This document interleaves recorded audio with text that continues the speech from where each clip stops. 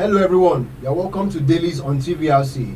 My name is Abiola Michael, and with me in the studio is reading to your hearing is the Punch newspaper. And reading to your hearing is the Vanguard newspaper.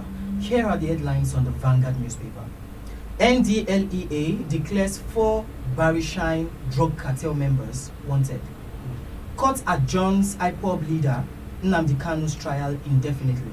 And finally, why Nigeria don't need more universities, Professor Olayede, JAMB registrar says. So I'd like to ask, Mike, do you agree with Professor Olayede? Well, in a way, I do agree with him, because I feel like the capacity of the universities we have, the existing universities must be increased. For example, now, if we have a university that can accommodate 200 students in the medical department, we can also try as much as possible to build more infrastructures, to bring in more, support that, to expand it.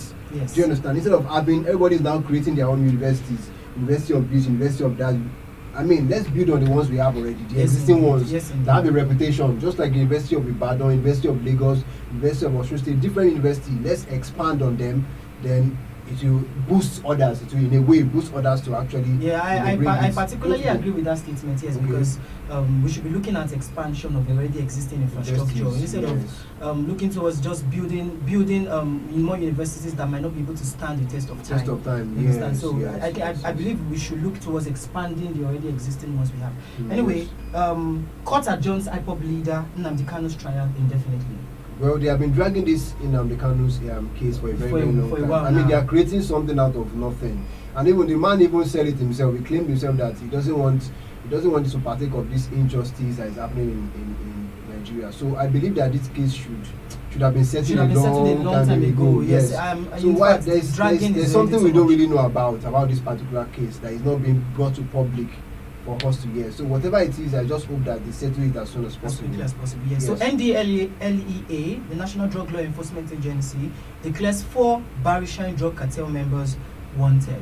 Okay, I believe that one of the new opium of this generation is that they are using drugs too much. Drugs. Yeah, they're into drugs too much. Recently, I came across some recent news as well that some persons excreted a large amount of kilograms of drugs. I mean, they excreted it from their body because they were hiding it in their body. So it has become a really serious. They are very desperate. So we are hoping that at the end they do something to curb this vice.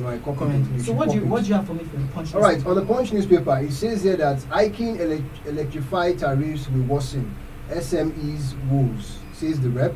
Then it says here that 70k minimum wage. State salaries rise by 90% to 3.8 trillion naira.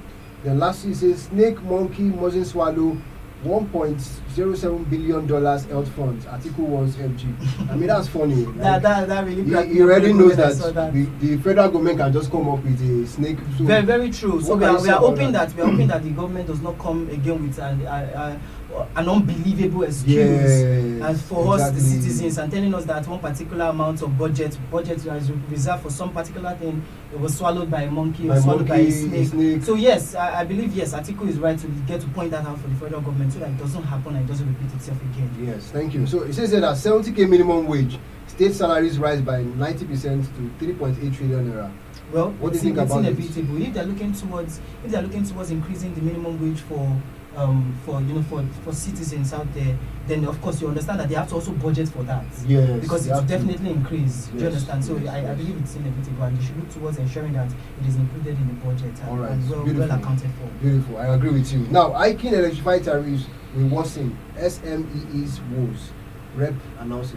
Okay, well, I think that is in respect to the small and medium enterprises. Yes, so they are trying to point out that if the electricity tariff everything is increases, then it wasn't I mean, it's almost it's like a ripple effect. It's almost inevitable that would happen. Right? Because a lot of small and medium scale enterprises depend on electricity to be able to even make do on a daily basis. Most of them cannot undo the price of fuel. It is too much, especially on a daily basis. They cannot. So a lot of them depend on electricity that they get to be able to make do.